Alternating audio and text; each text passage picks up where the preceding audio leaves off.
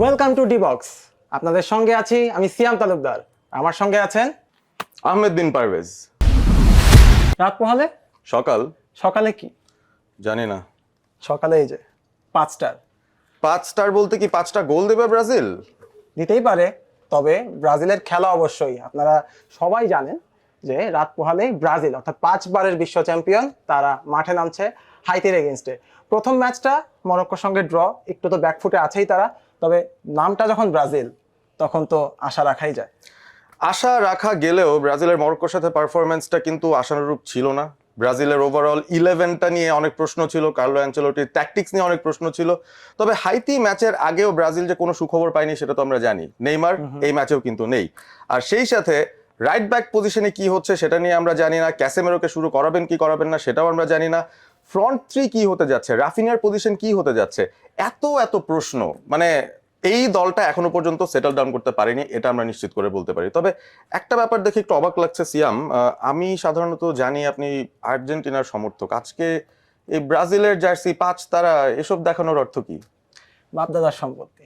আচ্ছা, এটা বলেন কারা? এটা ব্রাজিলের ফ্যানরাই বলেন, এবং তাদের আজকে অবশ্যই একটা মানে বড় দিনই বলতে হবে, বড় সকাল তাদের জন্য। হাইতি যদিও অতটা শক্তিশালী দল নয়, তবে ব্রাজিল যে প্রেসারে আছে সেখান থেকে অবশ্যই ব্রাজিলকে একটু এক্সট্রা সতর্কভাবে খেলতেই হবে, কারণ আজকে যদি উল্টোপাল্টা কিছু হয়, 2018 সালের আর্জেন্টিনা যদি তারা পুনরাবৃত্তি করে, সেই ক্ষেত্রে কিন্তু সামনে বিপদ অপেক্ষা করছে। কারণ পরের প্রতিপক্ষটা স্কটল্যান্ড, যারা হারিয়েছে প্রথম ম্যাচটা তারা জিতেছে, এবং পরের ম্যাচটা তারা খেলবে মরক্কোর এগেইনস্টে।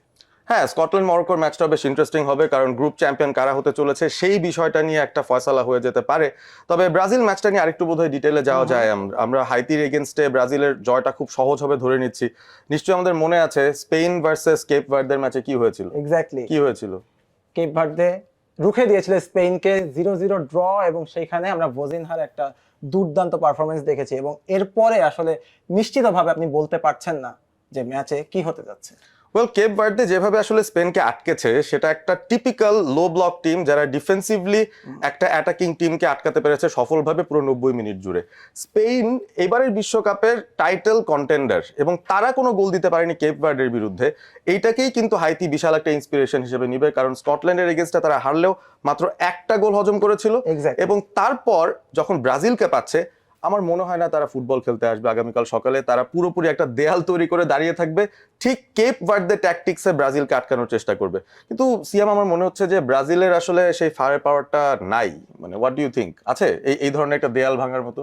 অবশ্যই আছে, তারা আসলে তাদের পোটেনশিয়াল অনুযায়ী খেলাটা খুবই জরুরি, যেটা আমরা মিসিং দেখেছিলাম প্রথম ম্যাচটাতে মরক্কোর এগেইনস্টে। তারা চেষ্টা তো করেছে, ভিনিসিয়াস জুনিয়রের একটা দুর্দান্ত গোল আমরা দেখেছি, ইন্ডিভিজুয়াল ব্রিলিয়েন্স ছিল সেখানে, বাট অ্যাজ আ টিম খেলা যেটা আর্জেন্টিনা করে সেটা কিন্তু ব্রাজিলের মধ্যে মিসিং রয়েছে। আমার কাছে মনে হয় সেটাই একমাত্র কিক হতে পারে ব্রাজিলের জন্য। যদি আমরা চিন্তা করি ব্রাজিলের 11-এ কি পরিবর্তন আসতে পারে, হোয়াট ডু ইউ থিঙ্ক? মানে যেহেতু ব্রাজিলের জার্সি পরেছে সিয়াম, আজকে একজন ব্রাজিলিয়ান হিসাবে তার মতামতটা আমি জানতে চাই। আসলে আর্জেন্টিনার মতো চিন্তা করে ব্রাজিল নিয়ে বললে কিন্তু আমি জানি যে you will put in all the reserves, বলবে যে মার্টিনেলিকে দরকার, রায়ানকে দরকার। আমাদের বেস্ট স্টার্টিং 11টা কি হবে ব্রাজিলের? না, খুব সম্ভবত আমার কাছে মনে হয় রাইট ব্যাক পজিশনে একটা তো পরিবর্তন আসতেই যাচ্ছে, সেখানে একজন সাবস্টিটিউটকে নামানো হবে, অবশ্যই নামানো হবে। তবে আমার কাছে মনে হচ্ছে যারা রয়েছেন, যারা প্রথম ম্যাচটা খেলেছেন, তারাই আসলে ডিফারেন্সটা গড়ে দিতে পারবেন। আপনি রাফিনিয়াকে আসলে কখনোই ম্যাচের বাইরে বের করতে পারবেন না। ভিনিসিয়াস জুনিয়র সেখানে আছেন, ইগোর থিয়াগোর আসলে যে ইনক্লুশনটা সেটা নিয়ে কিন্তু কথা হয়েছিল। তিনি পুরো ম্যাচে খুব একটা বেশি টাচ করতে পারেননি বলের সঙ্গে, তবে সেইখানে তারও কিন্তু পোটেনশিয়াল আছে। ব্রেন্টফোর্ডের হয়ে তিনি যেভাবে খেলেছেন পুরো সিজনটা, তাকে কিন্তু সেটা দেখেই কার্লো অ্যানচেলোত্তির মতো কোচ যাকে দলে নিয়েছেন, অবশ্যই তার সেখানে কিন্তু পোটেনশিয়াল রয়েছে। অনেকেই বলেন যে ছোট দলের বড় তারকা। আমার কাছে ইগোর থিয়াগোকে দেখে অনেক সময় মনে হয় যে বড় দলের ছোট তারকা। মানে ছোট একটা টিম থেকে 22টা গোল দিয়ে এসেছেন, চাপটা তার উপর অনেক বেশি, একটা ম্যাচ খারাপ খেললেই সব দোষ তার উপর পড়ে যাচ্ছে। তো দেখা যাক অ্যানচেলোটি তাকে আসলে ব্যবহার করেন কিনা। তবে গত রাতটাও কিন্তু ছিল স্ট্রাইকারদের একটা রাত, কারণ ইগোর থিয়াগোরা প্রথম ম্যাচে তারা তেমন কিছু না করতে পারলেও এই যে গ্রুপ এতে খেলাগুলো হলো সেখানে কিন্তু খুব ভালো কিছু পারফরমেন্সেস আমরা দেখলাম। সুইজারল্যান্ড 4টা গোল দিয়েছে, এবং পরে হচ্ছে আমরা দেখলাম যে কাতারকে 6-0 গোলে ধ্বংস করে দিয়েছে কানাডা।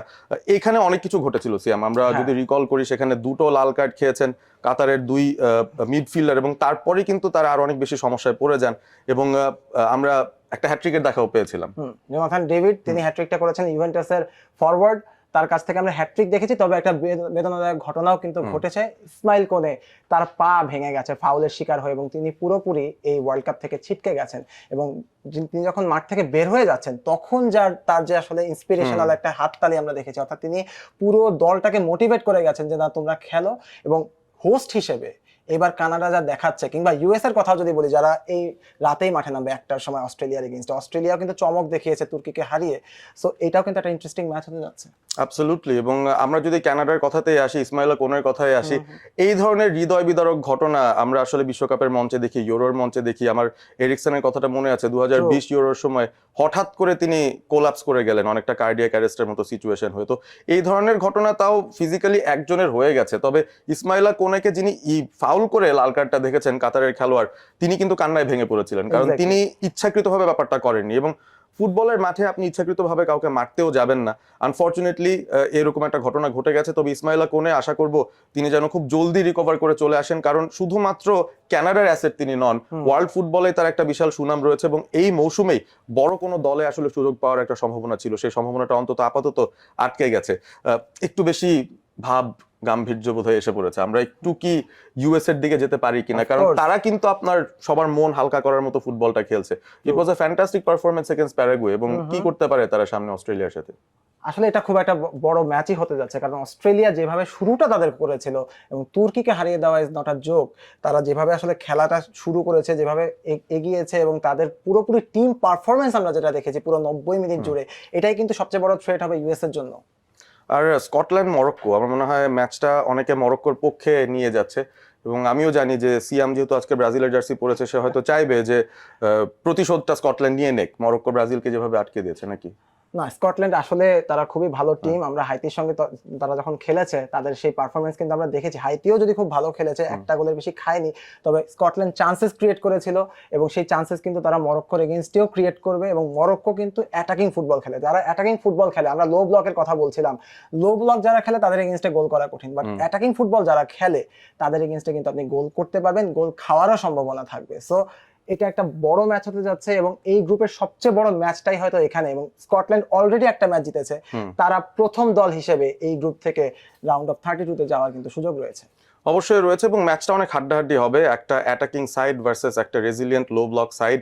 আমরা স্কটল্যান্ডের ব্যাপারে যদি আসি, তাহলে ডেফিনেটলি তাদের যেই মূল খেলোয়াড়, তার নামের মধ্যেও স্কট আছে, মানে থাকবে না কেন? তিনি হচ্ছেন স্কট ম্যাকটমিনে। এবং নেপোলিতে যিনি ইটালিয়ান সিরিয়া খেলতে গিয়েছিলেন গত 2 মৌসুম আগে, এখন ম্যারাডোনার পাশে তার পেইন্টিং আঁকা হয় নেপোলির রাস্তায় রাস্তায়। তিনি নাকি নতুন ম্যারাডোনা, এই নেপোলিকে তিনি উদ্ধার করে নিয়ে এসেছেন। সো স্কট ম্যাকটমিনি যে ইন্সপিরেশন নিয়ে এসেছেন, স্কটল্যান্ডের যে রেজিলিয়েন্স রয়েছে, তাদের যে ফাইটটা রয়েছে, পারফরমেন্সের দিক থেকে বা টেকনিক্যাল দিক থেকে তারা হয়তো খানিকটা মরক্কোর থেকে পিছিয়ে থাকবে, তবে ওভারঅল তাদের যে লড়াইটা, সেটা কিন্তু আপনারা দেখাটা মিস করবেন না অবশ্যই। কারণ এই ম্যাচটা সবাই ব্রাজিল হাইতি নিয়ে হাইপ করছে, কিন্তু স্কটল্যান্ড মরক্কোর ম্যাচটা হতে পারে খুবই খুবই গুরুত্বপূর্ণ একটা ম্যাচ এই গ্রুপ বিতে। এক্স্যাক্টলি, এবং ওই ম্যাচ দিয়ে এই গ্রুপের অন্তত ভাগ্যটা নির্ধারণ হবে। থার্ড প্লেসের যে টিমটা থাকবে তারাও যাবে কিনা, সেখানেও একটা বড় ব্যাপার থাকবে। হাইতিরও কিন্তু সুযোগ থাকবে। আমরা অফ এয়ারে আমাদের সহকর্মীদের থেকে শুনছিলাম হয়তো ব্রাজিল এই ম্যাচটাও ড্র করতে পারে। আপনার আসলে স্কোর লাইন প্রেডিকশনটা যদি আমি বলি, স্কোর লাইন প্রেডিকশন অতটা সহজ আসলে হবে না। কেপ ভার্ডেও একটা ঘটনা ঘটলো, আবার জার্মানিও কুরাসাওকে দিল। সো দুই ধরনের ব্যাপারই কিন্তু আমরা এবারে ওয়ার্ল্ড কাপে দেখেছি।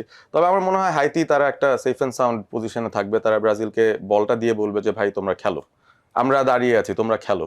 তো ব্রাজিলের ভিনি, রাফিনিয়া, তারা আসলে কতটুকু খেলতে পারবেন সেটার উপর ডিপেন্ড করছে অনেক কিছু। তবে আমার কাছে মনে হয় ইম্পর্টেন্ট ফ্যাক্টর হয়ে যাবে তাদের মিডফিল্ড, যেখানে ক্যাসেমিরো, ব্রুনো গিমেরেজ আছেন। ক্রিয়েটিভিটির জায়গায় কিন্তু তাদেরও একটা কন্ট্রিবিউশন দরকার। এবং একটা কারণে আমি আসলে ম্যানচেস্টার ইউনাইটেডের জার্সিও পড়তে চেয়েছিলাম, সেটা সামনে না পেয়ে বাংলাদেশের জার্সি পরে এসেছি, হামজা চৌধুরীর জার্সি। বাট আমার ম্যান ইউনাইটেডের জার্সি পরার রিজন এটাই ছিল যে এই যে ব্রাজিল দলটা, সেখানে একজন ম্যানচেস্টার ইউনাইটেডের খেলোয়াড় আছেন, মাটিয়াস কুনিয়া। তাকেই আমার মনে হয় ওই ব্লক ভাঙার একটা কি প্লেয়ার, বাট তিনি আলটিমেটলি প্রথম ম্যাচে কিন্তু শুরু করেননি। তো আমি গেস করছি কুনিয়া এবার যদি স্টার্ট করেন, তিনি হাইতির বিরুদ্ধে খুব ভালো কিছু করবেন এবং ব্রাজিলকে হয়তো জিতেও দিতে পারেন। কি মনে হয়? হয়তো। তো ব্রাজিল তো জিততেই চাইবে, ব্রাজিলের জন্য এটা একটা বাঁচা মরার লড়াই, এবং সবচেয়ে বড় ম্যাচ হতে যাচ্ছে এটি। কারণ এই ম্যাচ যদি তারা পা পিছলে যায়, এই ওয়ার্ল্ড কাপ থেকেই হয়তো বিদায় হয়ে যেতে পারে। ব্রাজিলের ভক্তরাও সেটা জানেন, এবং তারা চাইবেন তাদের দল যাতে রাজকীয়ভাবে ফিরে আসে, যেটা ব্রাজিলের এই 5 স্টার। সবাই রেডিও ভূমির সঙ্গেই থাকবেন বাংলা ধারাভাষ্যের সঙ্গে, আই স্ক্রিনে চোখ রাখবেন, কারণ খেলাগুলো কিন্তু সেখানেও সম্প্রচারিত হচ্ছে। সবাইকে ধন্যবাদ। ডি বক্সের সঙ্গে থাকবেন ফুটবলের সঙ্গে। রেডিও ভূমি 92.8 FM।